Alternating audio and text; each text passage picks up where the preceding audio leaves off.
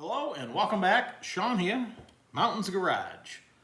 On an exciting Monday afternoon, April 2024, today, right now, is the big eclipse. I have my welding helmet over there, and occasionally I walk out and take a quick look at the sun. I don't recommend doing it. It's bright, and it looks like there's a dark shadow, the moon, crossing in front of the sun. I know it's historic, but that's what you see. People are going nuts over it. Speaking of going nuts, last week I bought this particular Lenco planetary transmission, the ST1200 model. This particular one has thousands of runs on it from what Lenco likes to call their product tester here in Maine, Steve Kluke, Hall of Famer, Maine Motorsports Hall of Famer. He's also on the Hall of Fame Rocket New England Dragway. He's raced the same car for over 50 years. Vietnam vet, bought the Duster, 72 maybe? I'll have to look that up. 344 speed Duster. Only race guy he's ever had. Always stick shift, still running it. He's well into his 70s. And this was his transmission. He broke everything else around. You name a transmission that could be put in that car, he broke it. He breaks a Dana 60 still, all the time. This transmission never broke. He maintained it every year, took it apart, replaced bearings recently, put all new sprags in it, etc. And then he happened upon a 5-speed, still an ST1200. The new ones have a billet case. This has a cast aluminum case, but I'm getting ahead of myself. Lenco has many different models. The CS1 was the original one. It was allowed into pro stock in maybe the second or third season. You have to look that up. In the early 70s, it took natural born drivers like Ronnie Sox, took them down a notch because everybody else came up a notch when there's not as much prowess required to shift this transmission. You hold it, the throttle wide open, and you pull the lever. You don't have to lift. You don't have to power shift, none of that. You just pull the lever, leave the throttle wide open. Due to the fact that this is kind of built like an automatic transmission, but you leave with a clutch and you have to manually shift it, and it's mechanical.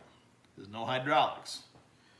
So the ST1200 is marketed for the street, and they made a few changes that I wish they'd had all along. Most importantly, let's start in the front. This adapter piece you see here, all the other model Lencos have like a smile bolt pattern that bolts to the transmission to the bell housing, and it's cocked this way up toward the driver's side, low on the passenger side, high on the driver's side, like a half moon ring of bolts, or half a ring of bolts, unique only to Lenco. And this adapter ring here allows you to bolt it to the bell housing you already have in your car. If you have a standard transmission car with hopefully nobody in the right mind would put this on an aluminum bell housing. If you have a scatter shield, this transmission has enough bolt holes now to bolt to it. It has a traditional bearing retainer style for your throw-up bearing. The beauty of a Lenco is the input shafts. You can pick whatever model, Ford, Dodge, Chevy. This is a 1 3/8 10 Ford shaft that I'll probably run in my Chevy. You can just cut the length or order the length you need. This pulls right in and out of the front of the transmission. This is Chrysler brand new, came with this transmission. 1 3/16 18. Again, this feature is not available on any other transmission I'm aware of. You just pop the input shaft out, you can use it to line up your clutch, and you can change this for whatever you're putting it in. Stay. And now that they've made it fit a traditional bell housing, you don't need a Lenco specific clutch can. So the clutch can that I ran in my orange Camaro, this called a candlestick now, is actually bolted inside the bell housing, and the transmission just slides into the back of it. So your throw-up bearing stays put. You have a cross shaft and a fork that goes like this instead of your traditional fork like you're used to.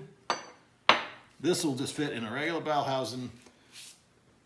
You have to have a deeper bell housing if you're going to run a multi-disc clutch more than a twin. They make twins that'll fit in a traditional depth bell housing, but if you have, like I had a Hayes Mountain Motor Pro Stock clutch, double disc, slider clutch, I mean, I had an 8 1/8 bell housing deep, or 8 5/8, I have to remember now. It was big, deep-wise, but again, Lenco just makes a longer shaft. They can accommodate anything. So this is made to bolt into your car, at least to your bell housing. So that's a big change. The other models, the CS1, CS2, CS3, etc., don't share that. So even the Brunos or the Lenco drives or the Donovans, they have the Lenco pattern, not this adapter. So the ST1200 is made to put on a regular bell housing. I guess we've covered that. So that's awesome. This is going to be lever shift. That's what this black tower is, but we'll get to that. To assemble one section, you need two sections because the sprag is bolted on the front of the next case. This is my third case back, but I'm assembling the second section, if that makes any sense. So how does it work? This is a gear set. This is an extra gear set, not going in this transmission today. But in this case, and that one, you can see a ring gear in there. It's pressed into a bearing in the front of the housing. That is this piece right here. This is pressed up in the housing right now, pressed into the bearing, bearing's pressed into the case, it stays with it. You can knock it back out. And this is your gear set. Each one has a ratio. You have a sun gear and little planet gears, and when nothing is holding it, it has a ratio. This is all written on this transmission. My front section is a 1.48. My second section back is a 1.31. My third section is a 1.44. You multiply those together, so each section's ratio times how many sections you have, and that is your first gear ratio. Because with all the levers forward on the shifter, each section is making a ratio. All the planets are going around all the sun gears times 3 or 4, how many sections you have. So 3 sections is a 4-speed, because when you have 3 sections and they're all making ratio, that's first gear. When I pull the lever for the first section, this is first gear, this goes 1 to 1. This has this rotating piece here, which is a wedge. It pushes on the clutch pack, which we're going to take apart in a minute, but this is a clutch pack on top of this gear set. Well, one just like it, different ratio. And when you pull the lever, the sprag was holding. The sprag I'm going to bolt here on the back of the section behind the one I'm putting together. Sorry to be confusing. The sprag is holding the sun gear, so it has to make a ratio, each one. When I pull the lever, drive the wedge in between, apply the set of clutches, makes everything turn together, the sprag lets go and lets it turn the same direction as the engine. So that section is 1 to 1. So I pull the first lever, the one furthest away from me, I lock the first section 1 to 1. Now I have 2 sections making ratio, so I would multiply the ratio for this one and the ratio for this one, and that's second gear. When I pull the next handle, I lock this section 1 to 1. That's third gear. Now the only one that's making a ratio is the third section. Whatever it is, it's 144. So 144 is my third gear. There's no math required there. You're not multiplying it by anything. This is only a 4-speed. So the third section back is making a ratio. The other 2 are locked 1 to 1. And I pull fourth gear, locking this one 1 to 1, and now the whole transmission is spinning the same RPM. The output shaft's turning the same speed as the input shaft. So 1, 2, 3, 4. So we're going to start assembly by putting the sprag for my second section. I'm bolting it on the front of the third section. I've already done the same thing for the first. So first gear, the first section is complete. I put the gasket and the O-ring on the next case and assembled it. This one's ready to accept parts. We'll start by putting the sprag on. This is the sprag. It has these two nylon washers on either side. I'm going to put a little Vaseline on the bottom one just to make it stick so I can stick it in there. And of course it's a sprag. A sprag is a one-way holding clutch. It will spin one direction and lock the other. And in this case, we need it to freewheel the direction of engine rotation. So, if I'm sitting in it, it's freewheeling this way. If I'm in the driver's seat, that's the direction of rotation. This section, I know, I'd be sitting here. This goes like this. I need it to rotate this way. Let's get it right. Need to freewheel this way. So this needs to go just like this.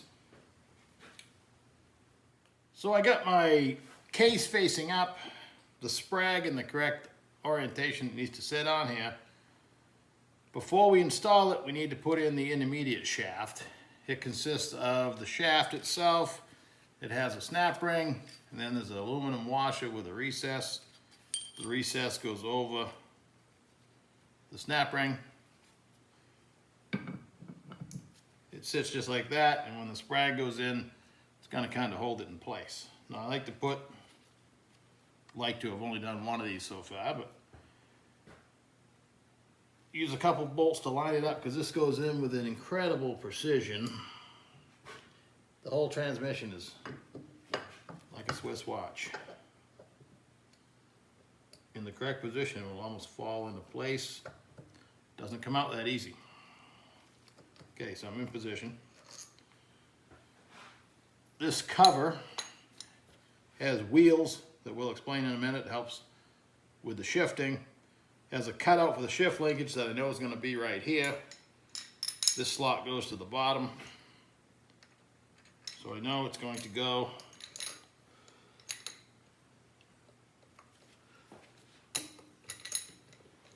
just like that. Again, I put a drop of Loctite on each bolt, so I wouldn't want them falling apart. Let me tighten those up, and we'll move on to the next piece, and I'll go out and check the eclipse for a second. All right, bolts are tight. One last check using my spare sun gear. I'm sitting in the driver's seat. Engine turns this way. We're good. It locks the other direction. So that's good to go. All right, I took the clutch pack apart for your viewing pleasure. You got your gear set. It has the hub on it now. That's this. Now it has the clutch hub on it. If I wanted to change out the gear set, that's exactly what I'll be doing right now. There's a small bearing and washer that goes in the bottom. Go ahead and put the sun gear in. There's I'll take it out, you can see it. There's a wave washer that sits there. Return spring, I would assume. It is 8 clutches and a bunch of steels to make up the difference. It starts with 2 steels in this particular case. It's just like building an automatic transmission. In this case, the clearances are already checked. The clutches look exactly like waffle clutches. There's just a lot of them. We'll just keep stacking. It's going to be boring. One after another. I don't know what the application for these clutches is. They're pretty small. Maybe like a C4 Ford or something. I don't know. I hope not. I'm not a big C4 Ford fan, so maybe Lenco has them built to this spec, but you never know. It'd be a lot easier to use something that was OEM.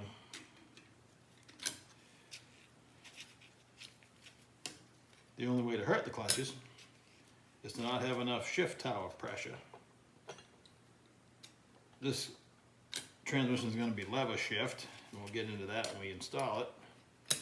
You can also have air pods, and that's actually better for the clutches because it's much more forceful. The lever shift, you have to make it so a human can actually pull the lever, where the air probably has more power. and with that steel. The actual, what we'll call the piston, actually does the forcing down. You can see it's aluminum, it rides on a piece of steel, has a bearing in it. It sits right there. Snap ring, just looks very reminiscent of an automatic. The clearance is actually written on here, it's 84 to 87.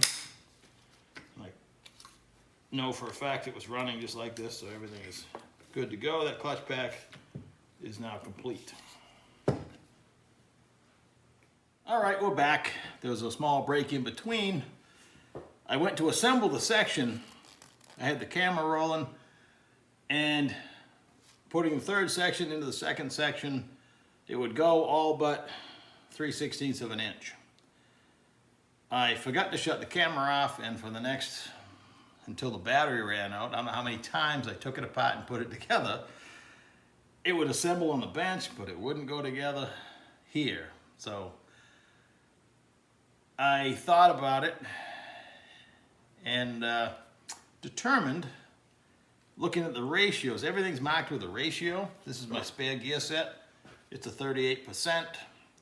On the Lenco website, they tell you how many teeth the ring gear would have, and the sun and the planets. It tells you all that. So what I determined, everything was painstakingly marked when it was taken apart. Everything for section 1 is marked with a 1, 2, 3, etc. The pressure plates for the gear sets, they're etched in it with a metal writing pencil, plus it's written in ink, Sharpie. The pressure plates got swapped. The percentage was right for the section it was supposed to be in, 2 and 3, but the pressure plate said it was the opposite, and it just doesn't sit down in the ring gear all the way. You can't really tell until you go to assemble it. So frustration set in, and then when I finally made it fit and figure out what was wrong, satisfaction from knowing this transmission much better than I did when I started. So repetition is a good thing. I put this together so many times, I think I could probably do it with a blindfold, but I'm not going to. So now let's put it together for real. This one goes together a little rougher than this two, but we'll see. So in the ring gear, you set a Torrington bearing. The gear set itself has a little cone. It'll kind of line it up. You just engage the planet gears into the ring gear, and you'll know when you get it right there. She's down. Now the shift mechanism, rotary shift mechanism, has a little metal thing I got Vaselined on there, but that actually pushes on the pressure plate.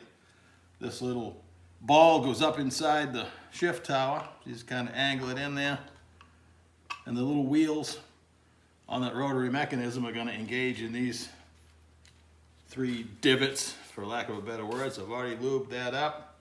My gasket is stuck.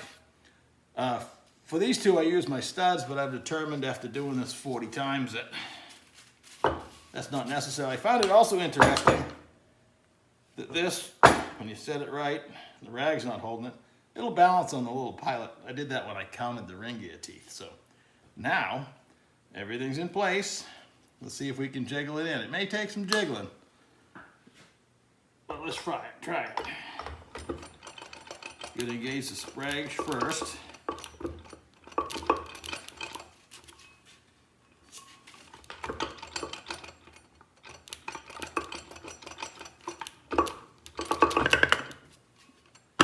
There we go.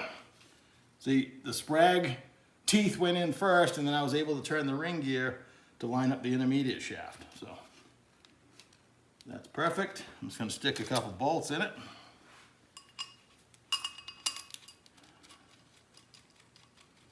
So it doesn't, go jumping around. I will eventually go back and put a tiny drop of Loctite on all these stainless bolts, stainless into aluminum. I'm glad it's not out in the road salt. So now, third section, which is now properly marked number 3. Same thing. Got to put a Torrington in the case. Got to put my gear set. wiggle it down in there. That one dropped right in. And now the reverser, wait a minute, we'll put the shift drum in, shift mechanism. Same deal, that's gonna go up into the tower. I don't have the tower on there, which will sit right there. I know from doing this many times which way it has to sit.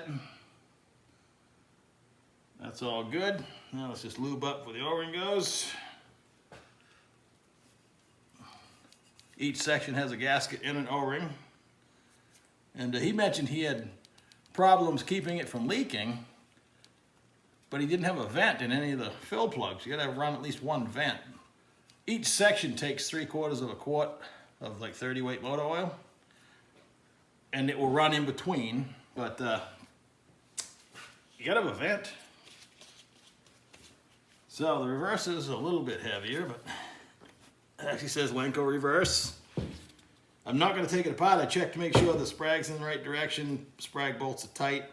The back is tight. It's nothing but a yoke and a shifting collar between two sets of gears. And this one has a nice detent on the shifter, so it actually locks in neutral with a spring-loaded gate.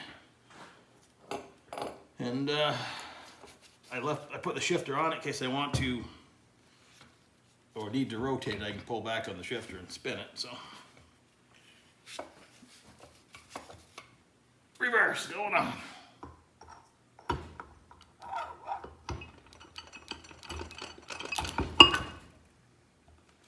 Just like that. Stick a couple bolts in that. These are longer because the case is thicker. We'll just put one in to hold it and do the happy dance. So I believe I mentioned, but I'll cover it again. Because I have an extra gear set, I was calculating where I would put it and how it would change my ratios. It won't change my overall. Well, it will, depends on where I put it. So this is currently, I wrote the ratios down. I just calculated them. The way it's set up right now, I'm hiding. It's a 279 first gear, 188 second gear, 144 third gear, and of course 1-to-1 in high gear. I think that's a pretty good spread. With this gear set where he ran it, it made it a 292 first gear. So 279 to 292 is a considerable jump, I guess. And then of course the second gear ratio will be affected as well. Third is going to be whatever you put in the third section. So it's all math, all percentages. It was nice that, again, not only was each section marked, he had the ratio written on the back, and that led me to find out what was wrong. Because it should be this easy putting it together. These are made to repair, between rounds if you had to. I don't think I'm going to be headed that direction, but I've seen it done. They make a nice tray that you set the transmission into. It's a drain bucket, but it also holds it. Because of course, like I noticed, I mentioned the input shaft pops right out. Throw my gear set around here.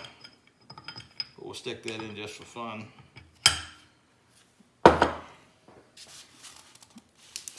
Finish tightening that up.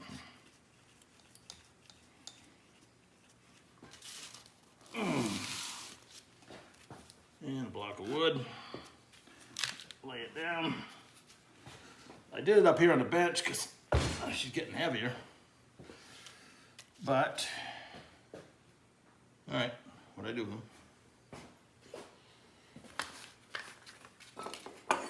The input shaft is handy. You can pull it out to change the clutch or whatever. The seal's right there. Just carefully put it in there. That's it. And then, of course, you put this on to finish up the package. All right, next video, when I do shoot them, I will cover the shifter installation. It was mounted on this section. There's options when you buy a Lenco shifter as to which section you put it on, depending on how your engine setback to your driver's seat is. Me, I'm a long ways back. I don't know if I can reach this one. I should have checked it when I mocked it in the car. I'm probably going to have to move them back here and make longer rods, but that is, something I enjoyed doing. So, all right. Again, through frustration came opportunity. Now I've taken this apart so many times that I feel much more at one with it. And I went from not knowing how to put it together to putting it together many, many times. But, all right, thanks for watching. Take her easy.